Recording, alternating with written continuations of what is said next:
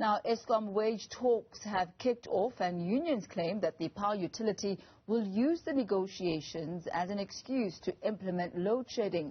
Last week, the embattled state-owned entity warned that rising tensions during wage talks could impact on operations as well as services.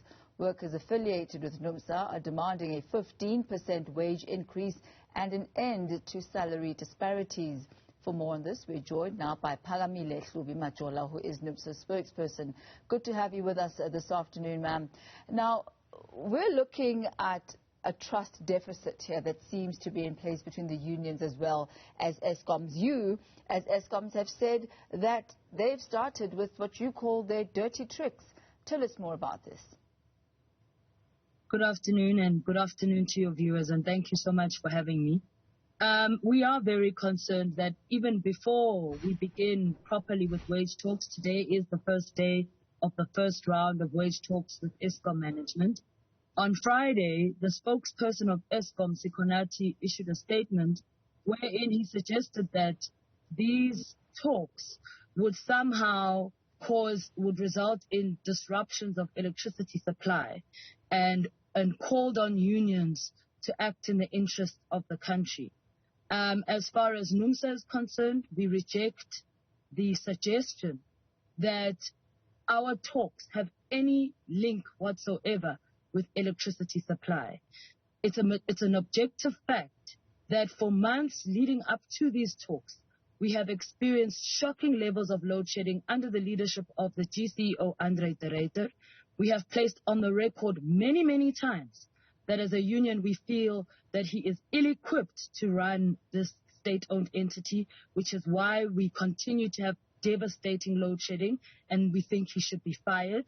And now they want to place his failure as a leader and his inability to deliver at our doorstep and try and use these wage talks as a cover for his inability to deliver on the simple requirement as GCEO, which is to keep the lights on. So for us as a trade union, we wanted to make it very clear that we reject with contempt the attempts by Eskom to muddy the waters and to somehow poison the atmosphere of talks before we've even had an opportunity to engage by really trying to mislead the public about something that they themselves have actually failed to deliver on. I'd like us to talk about your demands that you are making to Eskom right now. But before we do that, you touched on what you call the responsibility of the GCEO, which is, quote unquote, to keep the lights on. And yet, as NUMSA, you are against the independent power producers, which are supposed to be part of the equation of finding solutions to help keep the lights on. What then do you propose as a way forward if IPPs are not part of your equation? And I beg to ask why. Well, two reasons. The IPPs, we don't have a problem with renewable energy, but what we do have a problem with is a privatization of energy supply in this country. And the REIPPs are a way that this government is allowing the private sector to provide energy. And in so doing, they are undermining the role of Eskom as a state-owned entity. If the IPPs can exist on their own outside of the Eskom grid, no problem. But the problem is that they are parasitic in the manner in which they operate. And they are an added cost burden on Eskom. Right now, Eskom's operational costs are at 164 billion, according to the last financial report. It's 164 billion that Eskom's operational costs amount to.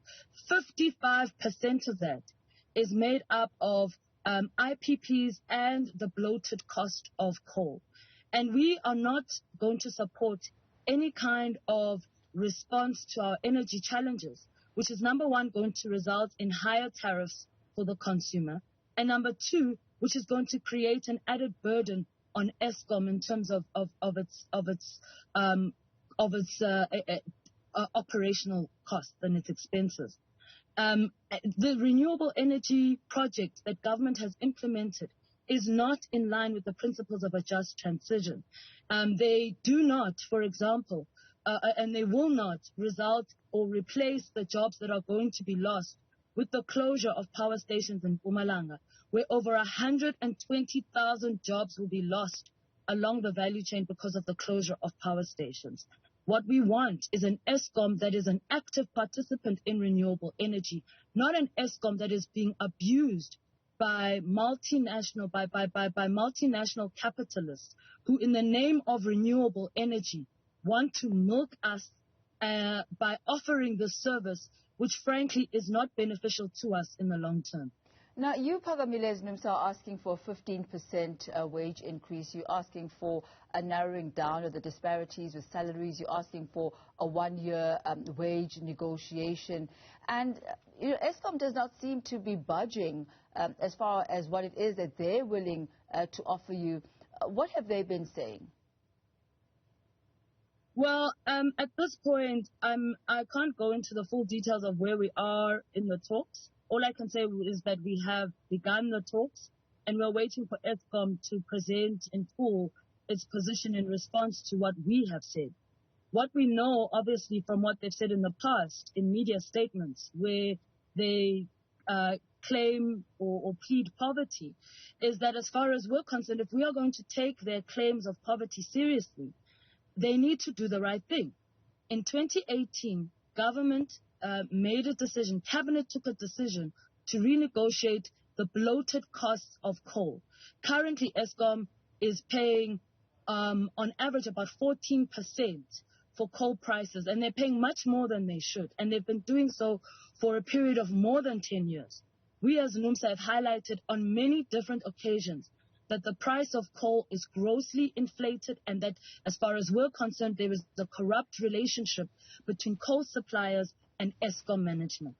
They are refusing to budge on renegotiating the bloated cost of coal, which is in fact Eskom's biggest cost driver, together with renewable energy independent power producers. They've also failed to renegotiate the bloated cost of REIPPs.